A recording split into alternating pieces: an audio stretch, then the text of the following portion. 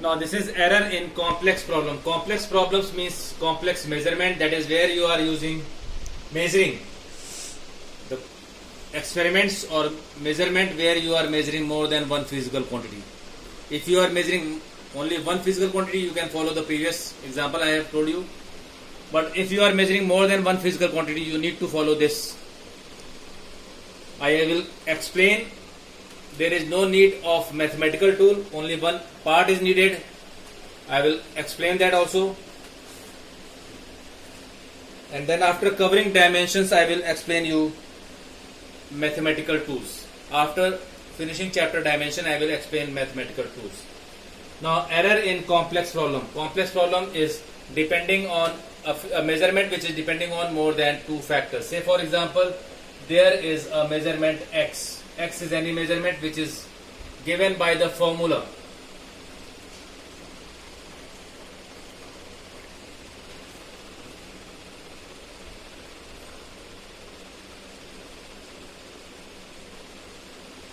A power m, b power n, c power z. You are measuring A, you are measuring B, you are measuring C. If there is no power, you will use as 1, 1, 1. But if it is having some power, I am generalizing the concept, then I will apply it on all the other parts. It can be used in addition, it can be used in multiplication of physical quantities, it can be used in subtraction of physical quantities, it can be used in division of physical quantities. So here it is in general a measurement which depends on three values. You have to find error in this quantity, but you are not measuring x. What you are measuring is A, B and C. When you are measuring A, B and C, three physical quantities, there are chances of error in A, B and C. Then how you will combine the error to get the error in x? This is the concept of this error in complex problem. This is the topic of last topic of this chapter. Now I am solving it. C power minus z. Now delta x by x, this is known as partial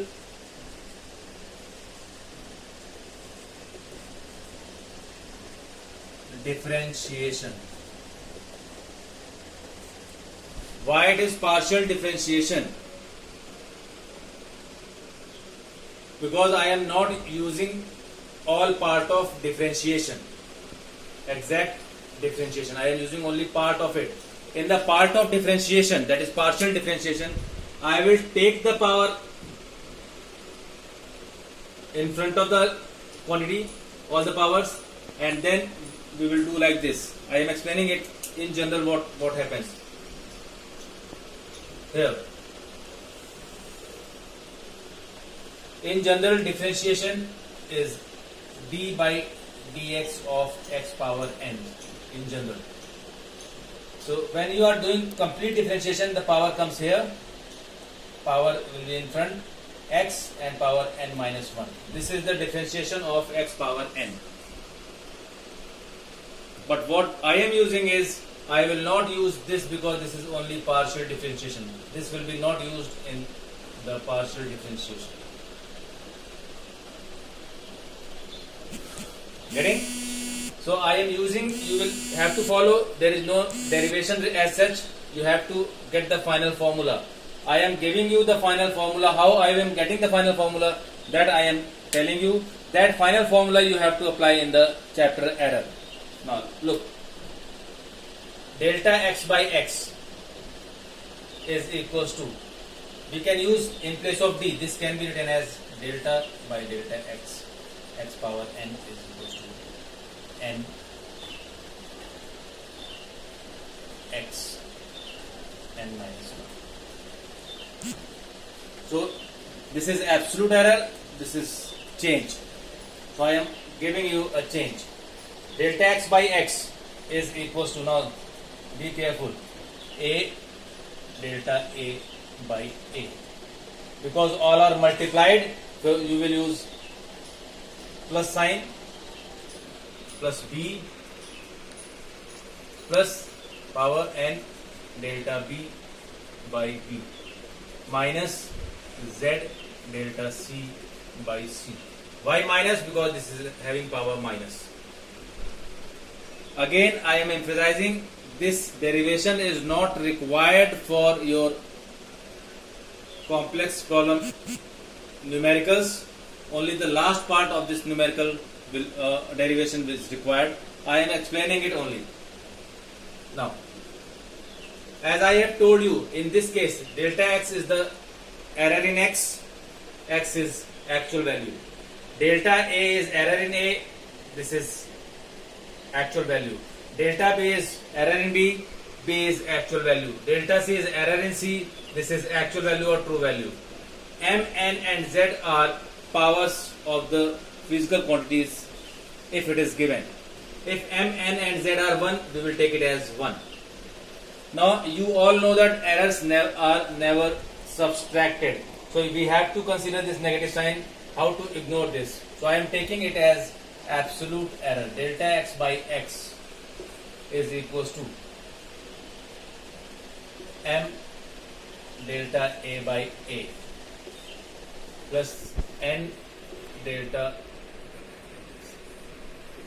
b by b. Now z delta c by c. This is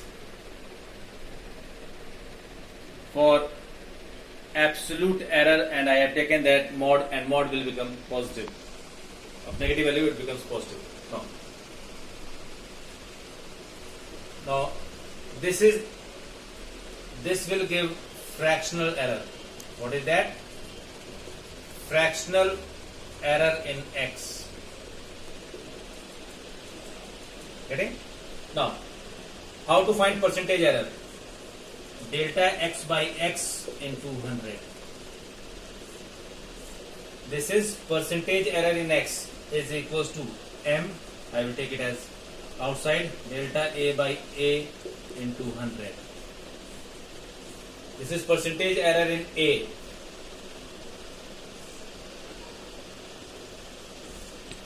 Plus n delta b by b into 100 plus z delta c by c into 100. So this is percentage error in x is equals to m percentage error in a plus n percentage error in b plus z percentage error in c. This is how you will find percentage error in x. If suppose you want to find what is the absolute error in delta x, then you have to find the actual value by using the values given, and then delta x can be obtained by cross multiplying x over here. That will be in different numericals. So which formula you need is this formula,